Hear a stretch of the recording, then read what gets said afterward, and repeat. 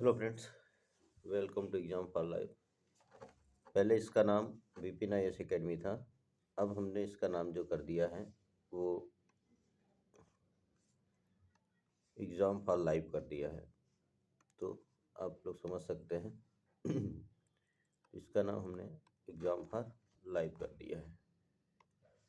तो क्या नाम हो गया इस हमारे चैनल का? Exam for life. Exam for life, जीवन के लिए परीक्षा। ठीक, तो ये हमने एक कर दिया है। अब इसमें फ़ायदा क्या है? इसमें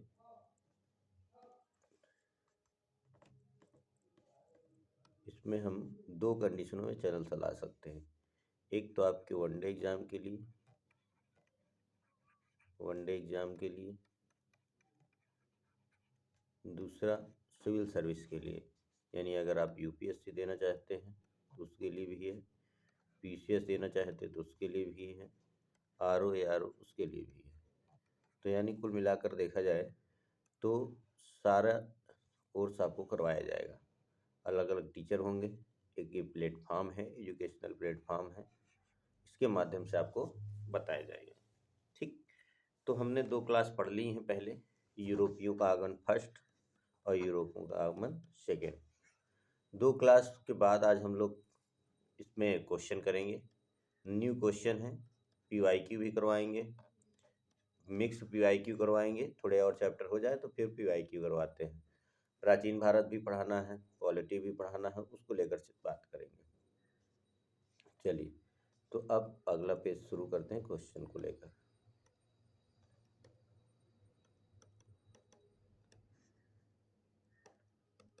चलिए, तो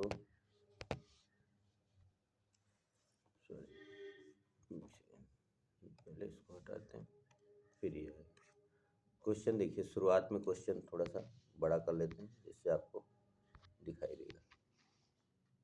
ठीक।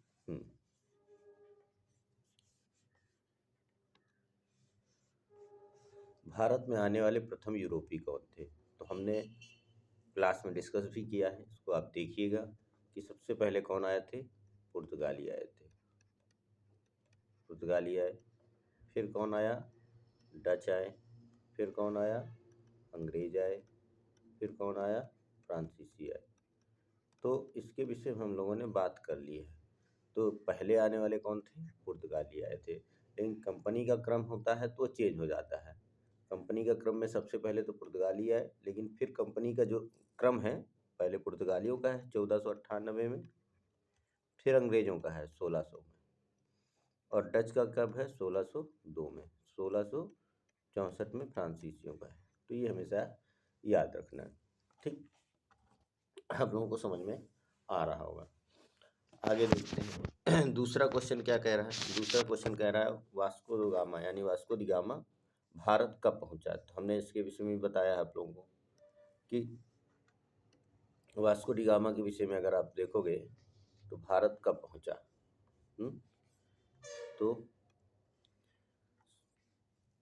कहीं कहीं 20 मई देता है, कहीं कहीं 22 मई भी देता है, 17 मई भी देता है। तो वो ऑप्शन पर डिपेंड करता है। ठीक है, इनमें से एक ही होगा। तो 1498 को कालीकट में पहुंचा था, जिसका स्वागत किसने किया था? जमोरिन नाम के उपाधि राजा ने किया था। वापस आया था खूब सारे मसाले वसाले लेकर। ये सब क्लास में हमने डिस्कस किया है, एक बार उसको क्लास पढ़िए तो आपको समझ में आ जाएगा। तो इसका आंसर हो जाएगा 1498, इसका आंसर पुर्तगाली। भारत में प्रथम पुर्तगाली गवर्नर किसे बनाया गया? अब देखिए तो अब प्रथम पुर्तगाली गवर्नर की बात कर रहे हैं, यानी प्रथम पुर्तगाली गवर्नर, और क्या इसके पहले इसको हम वायसराय भी कह सकते हैं। तो वायसराय बनकर कौन आया था? तो अगर देखा जाए तो प्रथम पुर्तगाली गवर्नर आए थे 1505 में। कौन था?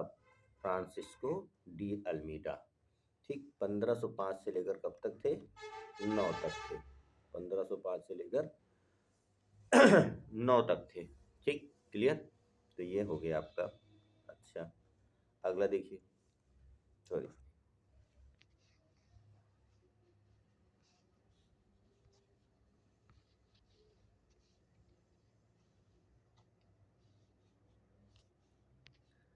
चौथा क्वेश्चन क्या है, भारत में पुर्तगीज शक्ति का वास्तविक संस्थापक किसे माना जाता है। अब देखिए ये क्वेश्चन थोड़ा इससे जोड़ के पढ़ते हैं। प्रथम पुर्तगाली वायसराय बनाया गया अल्मीडा को, लेकिन वास्तविक संस्थापक जो था, तो अगर वास्तविक संस्थापक की बात करें तो कौन था, तो वास्तविक संस्थापक कौन था, Almeida, Francisco de Almeida, Albuquerque, इनका पूरा नाम क्या था, अल्फांसो डी अल्बुकर। हम शॉर्टकट में लिखें लेकिन आपको समझाने के लिए, अल्फांसो डी अल्बुकर। तो वास्तविक संस्थापक इन्हीं को माना जाता है ना। अब इन्हीं पुर्तगीज शक्ति का वास्तविक संस्थापक माना जाता है। इन्होंने कोचीन को अपना क्या बनाया, मुख्यालय बनाया। इसके बाद अब देखो 1510 में एक क्वेश्चन और भी है, अल्बुकर्क ने आदिलशाही सुल्तान से गोवा कब जीता था, तो ये कब जीता था, तो ये हो गया अल्बुकर्क, यहाँ पर टिक सही से कर लीजिए, ये हो गए, इसका आंसर हो गया अल्बुकर्क, है ना। अब 1510 में कब बनाया था इन्होंने, 1510 में आदिलशाही सुल्तान से क्या जीता था, गोवा जीत लिया। फिर दक्षिण पूर्वी एशिया में इन्होंने मलक्का पर नियंत्रण किया, है ना, महत्वपूर्ण मंडी थी। 1511 में दक्षिण पूर्वी एशिया की मलक्का पर नियंत्रण कर लिया था। ठीक, स्थायी बस्ती पुर्तगीज आबासी बसाना चाहते थे, इसीलिए अपने स्वदेशवासियों को भारतीय स्त्रियों से विवाह करने को प्रोत्साहित किया। धर्म परिवर्तन की भी बात आती है बाद में आगे। 1515 में इसकी क्या हो गई, मृत्यु हो गई। चलिए अगला देखते हैं।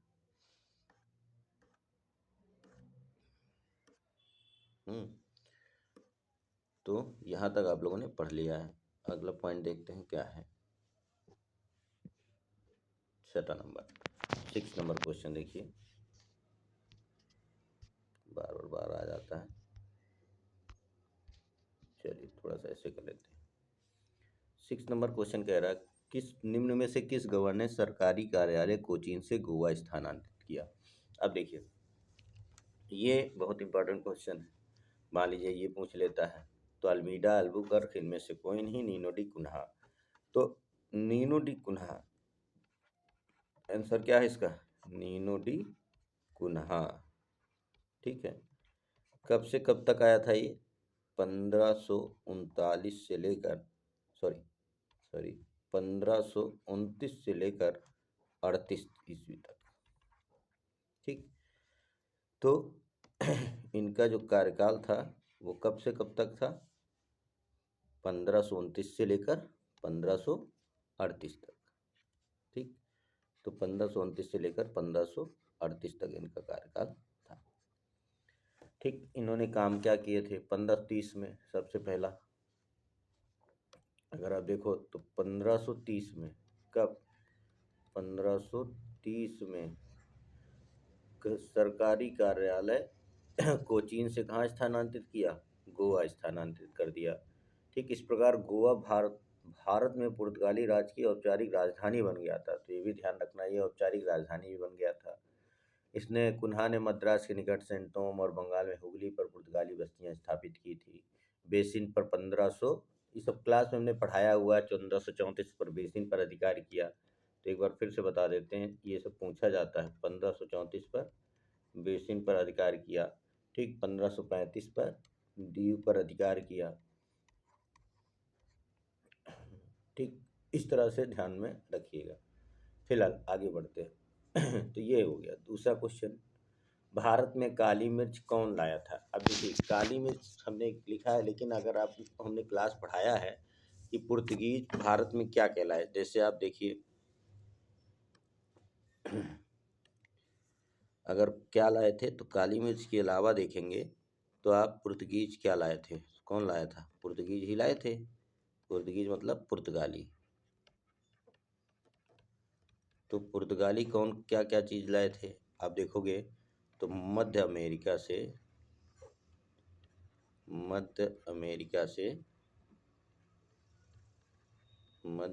से क्या लाए थे, तंबाकू लाए थे। ये सब पढ़ाया है, एक बार आप देख लीजिए। आलू लाए थे, मक्का लाए थे।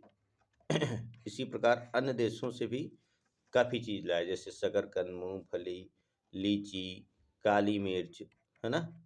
तो ये सारी चीज़ें लाए थे। तो किसकी देन है? पुर्तगालियों की देन है। यहाँ कौन है? नीना डू। पुर्तगाली अपनी दूसरी फैक्ट्री स्थापित किए थे। अब ये भी बढ़िया क्वेश्चन। तो अब कोचीन फैक्ट्री वालों को लेकर हमने बताया है, अगर आप सही से पढ़े होंगे तो फैक्ट्री को लेकर हमने बताया है कि 1503 में सबसे पहली फैक्ट्री कहाँ पर थी? कोचीन में। ठीक, 1503 में पहली फैक्ट्री कोचीन में, और 1505 में दूसरी फैक्ट्री कहाँ थी? कन्नूर में। अब इसमें पूछ क्या रहा है? दूसरी फैक्ट्री में पूछा है, तो कहाँ पे है? कन्नूर में। डचों ने बंगाल में प्रथम फैक्ट्री कहाँ स्थापित की? तो अब इसके विषय में हमने पढ़ा रखा है, वीडियो में देखिएगा। 1627 है ना, 1627 में कहाँ पर? पिपली पर। ठीक, बंगाल में पिपली में स्थापित की। 1653 में चिंसुरा में डचों ने अपनी कोठी बनाई थी। तो ये सारी चीज़ आप पढ़िएगा तो क्लियर हो जाएगा। आगे देखिए।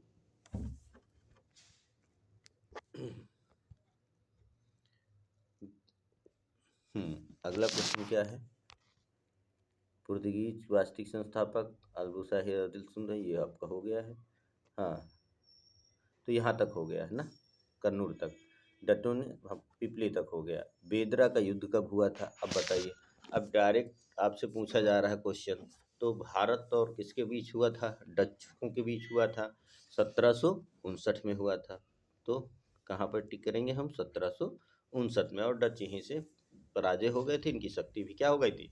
समाप्त हो गई थी। भारतीय रेशम वस्त्रों को नहीं श्रेय जाता है, इन्होंने भारत में वस्त्रों का निर्यात किया था। क्लियर हो गया? आगे बढ़ते हैं। क्वेश्चन अगला है,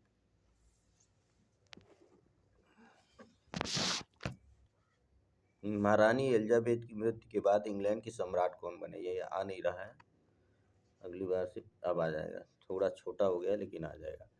तो कौन बने थे बताइए? जेम्स प्रथम बने थे। कौन बने थे? जेम्स प्रथम बने थे, है ना। जेम्स प्रथम को उत्तराधिकार इंग्लैंड के क्या हुए थे?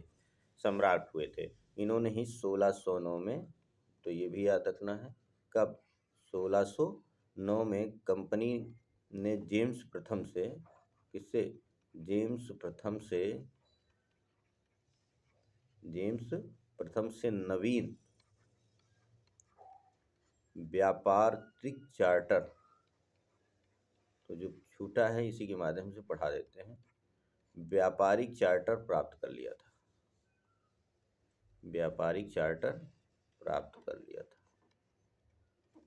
ठीक, तो ये याद रखिएगा 1609 में। आगे बढ़ते हैं।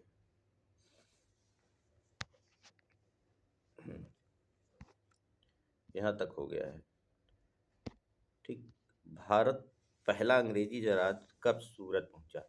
तो अगर हम कहें तो भारत में अंग्रेज पहुंचने वाले कब थे? 1608 में। अंग्रेजी जहाज मतलब कैप्टन हॉकिंस के नेतृत्व में हेक्टर नामक जहाज था। क्या नाम था? हेक्टर नामक जहाज। किसके नेतृत्व में?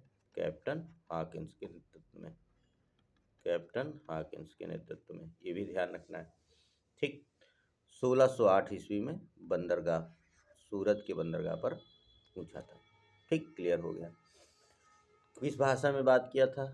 तुर्की भाषा में बोला था। क्या वो फारसी भाषा बात कर सकता था? बोल सकता था, लेकिन उसने तुर्की भाषा बोल सकता था, लेकिन उसने दरबार में कौन सी भाषा बात की थी? फारसी भाषा में। तो ये भी ध्यान रखना है, दरबार में फारसी भाषा में बात की थी। दरबार में फारसी भाषा में बात की थी। तो इसका आंसर क्या हो गया? 1608। दूसरा कह रहा है सूरत में अंग्रेजी स्थायी कारखाना कब स्थापित हुआ? अब ये चीज जरा ध्यान रखिएगा। सूरत में पहली अगर फैक्ट्री बात करते हैं तो 1611 मछलीपट्टनम, और 1613 में स्थायी फैक्ट्री लगी, स्थायी कारखाना लगाया गया। कब लगाया गया? 1613 में। कहाँ पर लगाया गया? सूरत में। बाकी और कुछ बेहतर करना है जिससे कि आप बता सकते हैं कि इसमें और हम क्या अच्छा करें। फिलहाल पीडीएफ का तो ऐसे ही रहेगा, हम लिख के ही पढ़ाएंगे, और पीडीएफ अभी कंप्यूटर है नहीं, जैसे भी है ऐसे ही पढ़ाना है और बेस्ट देंगे। कलकत्ता की स्थापना मैंने बताया था, सुल्तानाती कोलकाता, इन सबको मिलाकर, है ना। तो अजीम उल शान सुल्तानाती कलकत्ता गोविंदपुर नामक 3 गांवों की जमींदारी प्रदान की गई। 1600 किसने की थी? जॉब चार्नक ने। ठीक, आगे बढ़ते हैं। 1687 अंग्रेजों की मुख्य व्यापारी बस्ती बन गई थी। अब ये भी बढ़िया क्वेश्चन है। तो 1687 में अगर आप देखोगे तो 1687 की बात किया जा रहा है कि अंग्रेजों की कंपनी जो बन गई थी वो पहले सूरत थी, तो सूरत की जगह पर बन गई थी बम्बई। क्या बन गई थी? बम्बई बन गई थी। ठीक है, आगे बढ़ते हैं। अगला क्वेश्चन है, कर्नाटक का युद्ध किसके बीच हुआ था? कर्नाटक का युद्ध किसके बीच हुआ था? अंग्रेज और फ्रांसीसियों के बीच हुआ था। कर्नाटक का युद्ध किसके बीच हुआ था? अंग्रेज और फ्रांसीसियों के बीच हुआ था, है ना। इसके विषय में हम लोगों ने पढ़ा है, क्लास आप जाइए, क्लास देखिए, उसमें से पढ़िए। हमने फ्रांसीसी पूरी तरह से बताया था, पूरी तरह से। कर्नाटक फ्रांसीसी युद्ध, ऑस्ट्रिया के उत्तराधिकार को लेकर, सेंटोम का 1748, ठीक, यूरोप की एला सापेल संधि 1748, ठीक। अंग्रेजों का फोर्ट विलियम कहाँ स्थित है? तो ये अंग्रेजों का फोर्ट विलियम कहाँ स्थित है? अंग्रेजों का फोर्ट विलियम कलकत्ता में स्थित है। कहाँ पर स्थित है? कलकत्ता में स्थित है। अंग्रेजों का फोर्ट विलियम कहाँ है? कलकत्ता में स्थित है। कलकत्ता में स्थित है ना। ठीक, तो ये क्लियर हो गया। चलिए आगे बढ़ते हैं।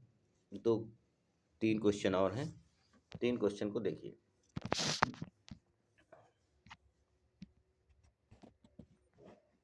ठीक, वंडीवास का युद्ध कब हुआ? बताइए, वंडीवास का युद्ध कब हुआ था?